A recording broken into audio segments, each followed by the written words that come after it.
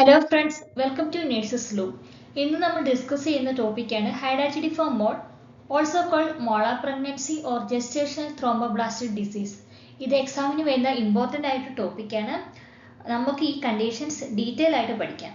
പിന്നെ വീഡിയോയിൽ topic related ആയിട്ടുള്ള കുറച്ച് ക്വസ്റ്റ്യൻസ് ഇൻക്ലൂഡ് ചെയ്തിട്ടുണ്ട്. അതുകൊണ്ട് വീഡിയോ എല്ലാവരും മുഴുവനായി കാണുക. Okay, let's move on to the topic. നമുക്ക് ഡെഫിനിഷൻ നോക്കാം. Hydatidiform mole is a non-viable pregnancy where the placenta develops abnormally and forms grape-like fluid-filled vesicles instead of a normal embryo. Okay, ഇവിടെ പ്ലാസൻ്റ് abnormal ആയിട്ട് develop ആവുന്നു, എന്നിട്ട് normal എംബ്രിയോയ്ക്ക് പകരമായിട്ട് fluid filled ആയിട്ടുള്ള വെസിക്കിളായി മാറുന്നു. അതായത് ഗ്രേപ്സിന്റെ സ്ട്രക്ചറുള്ള ഫ്ലൂയിഡ് ഫിൽഡ് ആയിട്ടുള്ള വെസിക്കിളായി മാറുന്നു നോർമൽ എംബ്രിയോയ്ക്ക് പകരം. അതിന് പറയുന്ന പേരാണ് ഹൈഡാറ്റിഡിഫോം മോൾ. ഓക്കെ, നെക്സ്റ്റ് നമുക്ക് ടൈപ്സ് നോക്കാം. 2 ടൈപ്സ് ആണുള്ളത്. കംപ്ലീറ്റ് മോളും ഉണ്ട്, പാർഷ്യൽ മോളും ഉണ്ട്. കംപ്ലീറ്റ് മോൾ എന്ന് പറഞ്ഞാൽ ഫീറ്റസ് ഉണ്ടാവത്തില്ല, പിന്നെ ഓവം ഇവിടെ എംറ്റി ആയിരിക്കും, ബട്ട് സ്പേം ഡ്യൂപ്ലിക്കേറ്റ് ആണ്. അതായത് ക്രോമസോംസ്, ഓവത്തിന്റെ ഇവിടെ ക്രോമസോംസ് ഉണ്ടാവത്തില്ല, സ്പേമിന്റെ ക്രോമസോംസ് ഡ്യൂപ്ലിക്കേറ്റ് ആവുന്നു. ഇപ്പൊ 23 കൂടെ 46 സ്പേമിന്റെ ക്രോമസോംസ് ആയിരിക്കും ഉണ്ടാവുക. പിന്നെ HCG വളരെ ഹൈ ആയിരിക്കും. അതുപോലെ തന്നെ അൾട്രാസൗണ്ട് ചെയ്യുമ്പോഴത്തേനും സ്നോസ്റ്റോം പാറ്റേൺ ആയിരിക്കും ഉണ്ടാവുന്നത്. പിന്നെ കംപ്ലീറ്റ് മോളിൽ high risk of chorio carcinoma ഉണ്ടാകാനുള്ള ചാൻസ് വളരെ കൂടുതലാണ്. ഇതാണ് കംപ്ലീറ്റ് മോൾ. കംപ്ലീറ്റ് മോളിൽ ഫീറ്റസ് ഒന്നും ഉണ്ടാവത്തില്ല. ഇനി പാർഷ്യൽ മോൾ ആണെങ്കിൽ അബ്നോർമൽ ആയിട്ടുള്ള ഫീറ്റസ് ആയിരിക്കും ഉണ്ടാവുക. ഇവിടെ 2 സ്പേമും 1 ഓവും ഉണ്ടായിരിക്കും. അതായത് 1 ഓവത്തിന്റെ 23 ക്രോമസോംസും 2 സ്പേമും കൂടെ വരുമ്പോഴത്തേന് 46 ക്രോമസോമും കൂടെ ടോട്ടൽ 69 ക്രോമസോംസ് ആയിരിക്കും ഉണ്ടാവുക. അതുപോലെ തന്നെ ഇവിടെ HCG മോഡറേറ്റ് ആയിരിക്കും. കംപ്ലീറ്റ് മോളിലാണെങ്കിൽ HCG വളരെ ഹൈ ആയിരിക്കും, പാർഷ്യൽ മോളിൽ HCG മോഡറേറ്റ് ആയിരിക്കും. പിന്നെ ഫീറ്റസ് സ്റ്റിൽ നോട്ട് വൈബിൾ ആയിരിക്കും. ഫീറ്റസ് ഉണ്ടാവത്തില്ല, അതായത് അബ്നോർമൽ ഫീറ്റസ് ആയിരിക്കും, പക്ഷെ പ്രോപ്പർ ആയിട്ടുള്ള എംബ്രിയോ ആയിരിക്കില്ല ഉണ്ടാവുന്നത്. പിന്നെ ഇവിടുത്തെ അൾട്രാസൗണ്ട് ചെയ്യുമ്പോൾ സ്വിസ് ചീസ് പാറ്റേൺ, അതായത് നമ്മൾ ചീസിൽ ഇങ്ങനെ കുഴി കുടിക്കുന്ന പോലത്തെ ഒരു സ്വിസ് ചീസ് ഇല്ലേ, ആ പാറ്റേൺ ആയിരിക്കും ഉണ്ടാവുക. ഓക്കെ, നെക്സ്റ്റ് നമുക്ക് എന്തൊക്കെയായിരിക്കും സയൻസ് ഓഫ് സിംറ്റംസ് നോക്കുക. ഇത് വളരെ ഇമ്പോർട്ടൻ്റ് ആണ്. First one, extremely high HCG വളരെ കൂടുതലായിരിക്കും. പിന്നെ വജൈന ബ്ലീഡിങ് ഉണ്ടാവും. Patient vagina bleeding, brown prune juice discharge, brown കളറുള്ള വജൈന ഡിസ്ചാർജ് ഉണ്ടാവും. പിന്നെ fundal height larger than gestational age, ഇതാണ് വളരെ ഇമ്പോർട്ടൻ്റ്. ഇപ്പം പേഷ്യന്റ് വരികയാണ്, പേഷ്യന്റ് ബ്ലീഡിങ് ഉള്ള പേഷ്യന്റ് വന്നു, ഇപ്പം എക്സാമ്പിൾ പറയുകയാണ് 8 വീക്കുള്ള പ്രഗ്നൻ്റ് ഉള്ള പേഷ്യൻ്റ് ആണ്, പക്ഷേ ജെസ്റ്റേഷണൽ ഏജ് 8 വീക്കാണ്. ഫണ്ടൽ ഹൈറ്റ് നോക്കിയപ്പോൾ 12 വീക്സ് കണ്ടാൽ അത് ഇൻഡിക്കേറ്റ് ചെയ്യുന്നത് ചിലപ്പോൾ ഹൈഡാറ്റിഡിഫോം മോളിനെ ആയിരിക്കും. ഓക്കെ, ഇത് വളരെ ഇമ്പോർട്ടൻ്റ് ആയിട്ടുള്ള ഒരു സൈനാണ്. Next, severe nausea and vomiting, hyperemesis ഉണ്ടാകും. കാരണം HCG കൂടുമ്പോഴത്തേനും നോസിയ വോമിറ്റിങ്ങിനുള്ള ചാൻസ് കൂടുതലാണ്. പിന്നെ നോ ഫീറ്റൽ ഹാർട്ട് സൗണ്ട്, ഇവിടെ ഫീറ്റസ് അബ്നോർമൽ ഫീറ്റസ് അല്ലെങ്കിൽ നോ ഫീറ്റസ് ആയിരിക്കും, അതുകൊണ്ട് ഫീറ്റൽ ഹാർട്ട് സൗണ്ട് ഉണ്ടാവത്തില്ല. പിന്നെ early onset of pre eclampsia, ഇവിടെ HCG വളരെ കൂടുന്നതുകൊണ്ടാണ് ബിഫോർ 20 വീക്സിന് മുമ്പ് പ്രീ എക്ലാംഷി വരുന്നത്. പ്രീ എക്ലാംഷി എന്ന് പറഞ്ഞാൽ നോർമലി ആഫ്റ്റർ 20 വീക്സ് കഴിഞ്ഞാണ് വരുന്നത്. ഹൈപ്പർ ടെൻഷനും പ്രോട്ടീൻ യൂറിയ ഒക്കെ ആയിരിക്കും അതിൻ്റെ സയൻസ് ഓഫ് സിംറ്റംസ്. പക്ഷേ ഇവിടെ ഏർലി ആയിട്ടുള്ള ഓൺസെറ്റ് ഉണ്ടാവും. പ്രീ എക്ലാംഷി ഏർലി ആയിരിക്കും, 20 വീക്സിന് ബിഫോർ ഉണ്ടാവും, കാരണം HCGയുടെ ലെവൽ കൂടുന്നുണ്ട്. പിന്നെ passage of grape like vesicles, already പറഞ്ഞു, പ്ലാസൻ്റ് അബ്നോർമലി ഫോം ചെയ്യും, എന്നിട്ട് ഗ്രേപ്പ് ലൈക്ക് വെസിക്കിൾ ആയിട്ടായിരിക്കും ഫോം ചെയ്യുന്നത്. അത് നമ്മുടെ വജൈനയിൽ കൂടെ പാസ്സായി പോകുന്നു. ഇതൊക്കെയാണ് science and symptoms. Okay, next നമുക്ക് മാനേജ്മെന്റ് നോക്കാം. First one, suction evacuation or DNC. DNC എന്ന് പറഞ്ഞാൽ ഡയലേഷൻ ആൻഡ് ക്യൂറിറ്റേജ്, അതായത് യൂട്രൽ ലൈനിങ്ങിൽ നിന്ന് ടിഷ്യൂസ് ഒക്കെ റിമൂവ് ചെയ്ത് സെർവിക്സ് ഓപ്പൺ ചെയ്ത് ടിഷ്യൂസ് റിമൂവ് ചെയ്യുന്നതാണ് DNC എന്ന് പറയുന്നത്. പിന്നെ monitor HCG weekly until normal ആവുന്നവരെ HCG മോണിറ്റർ ചെയ്യണം.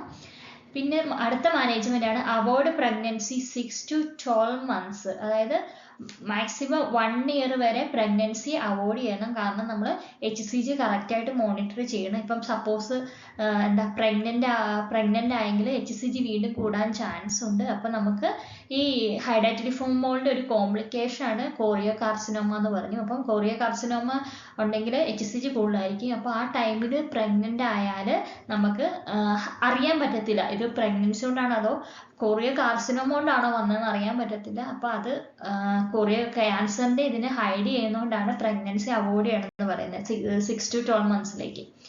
പിന്നെ RhoGAM injection, if mother RH negative ആണെങ്കിൽ റൊഹാം ഇഞ്ചക്ഷൻ കൊടുക്കണം. ഇത് ഫ്യൂച്ചറിൽ ബേബിക്ക് ഹിമോലൈസിസ് പ്രിവെന്റ് ചെയ്യാൻ വേണ്ടിയാണ് റൊഹാം ഇഞ്ചക്ഷൻ കൊടുക്കുന്നത്.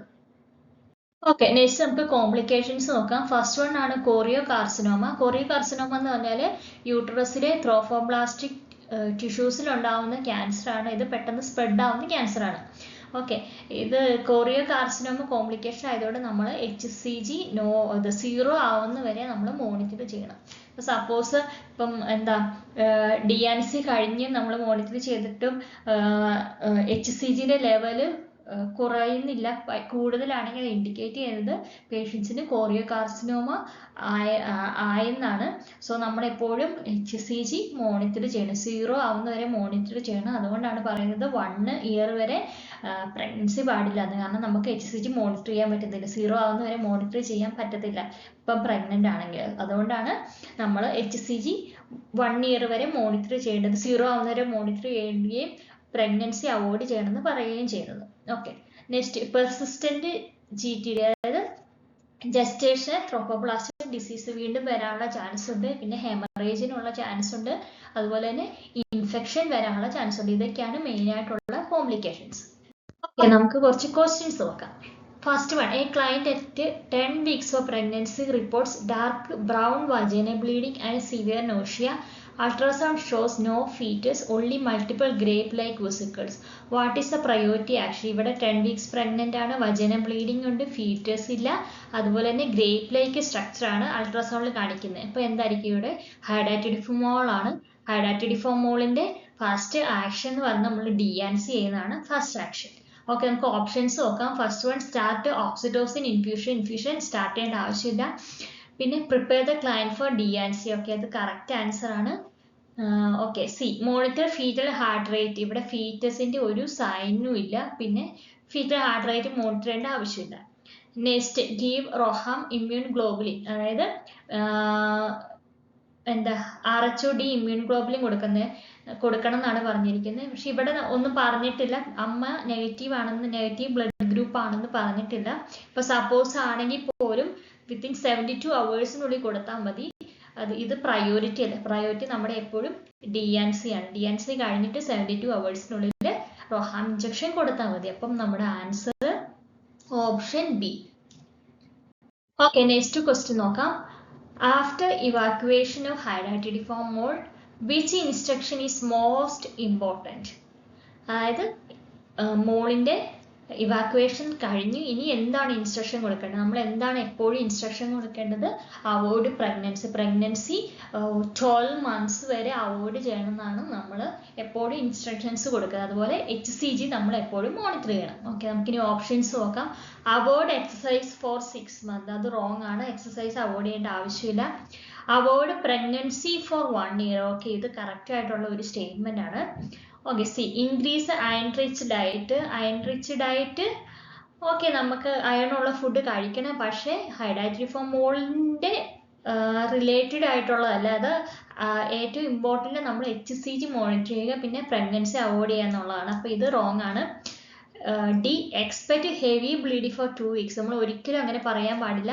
അപ്പം അഥവാ ബ്ലീഡിങ് വന്നാൽ എമർജൻസി ആയിട്ട് ഹോസ്പിറ്റലിൽ എത്തിക്കുക. ഹെവി ബ്ലീഡിങ് വന്നാൽ നമ്മൾ ഒരിക്കലും പറയാൻ പാടില്ല, എക്സ്പെക്റ്റ് ചെയ്യണമെന്ന്. കാരണം നമുക്കറിയാൻ പറ്റത്തില്ല എപ്പോഴാണ് പേഷ്യൻറ്റ് ബ്ലീഡിങ് വരുന്നത്. ബ്ലീഡിങ് കൂടിക്കഴിഞ്ഞാൽ ഷോക്കിലേക്ക് ലീഡാവും. അപ്പം നമ്മൾ ഒരിക്കലും എക്സ്പെക്റ്റ് ചെയ്യണമെന്ന് പറയാൻ പാടില്ല. അഥവാ ബ്ലീഡിങ് വന്നാൽ വേഗം ഹോസ്പിറ്റലിൽ എത്തിക്കുക എന്നാണ് നമ്മൾ പറയേണ്ടത്. ഓക്കെ, അപ്പം കറക്റ്റ് ആയിട്ടുള്ള answer option B. Okay, last question ആണ്. A client asked why pregnancy must be avoided for 1 year after molar evacuation. The best response is, അതായത് പേഷ്യൻ്റ് ചോദിക്കുകയാണ് എന്തിനാണ് നമ്മൾ 1 ഇയറിലേക്ക് പ്രഗ്നൻസി അവോയ്ഡ് ചെയ്യേണ്ടതെന്ന്. അപ്പോൾ അതിനുള്ള ബെസ്റ്റ് ആയിട്ടുള്ള റെസ്പോൺസ് എന്താണ്, എന്തിനാണ് പ്രഗ്നൻസി 1 ഇയറിലേക്ക് അവോയ്ഡ് ചെയ്യേണ്ടത്?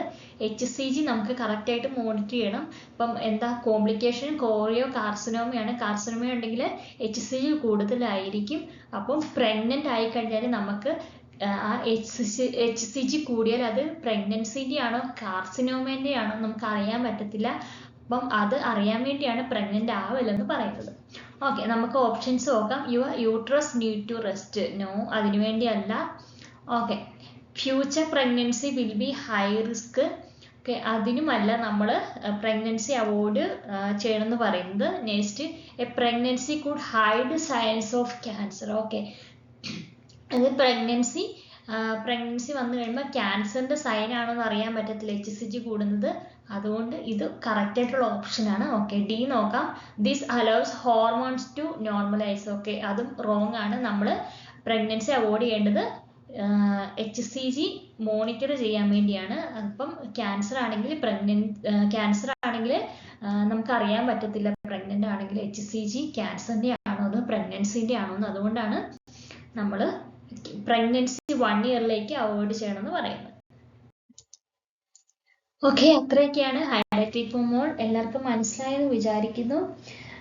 എന്തെങ്കിലും ഡൗട്ട് ഉണ്ടെങ്കിൽ കമൻറ്റ് ചെയ്യുക. പിന്നെ കൂടുതൽ എക്സാം വീഡിയോസിനും ടിപ്സിനും വേണ്ടി എൻ്റെ ചാനൽ സബ്സ്ക്രൈബ് ചെയ്ത് സപ്പോർട്ട് ചെയ്യുക. ഓക്കെ, വീണ്ടും അടുത്ത വീഡിയോയിൽ കാണാം. Thank you.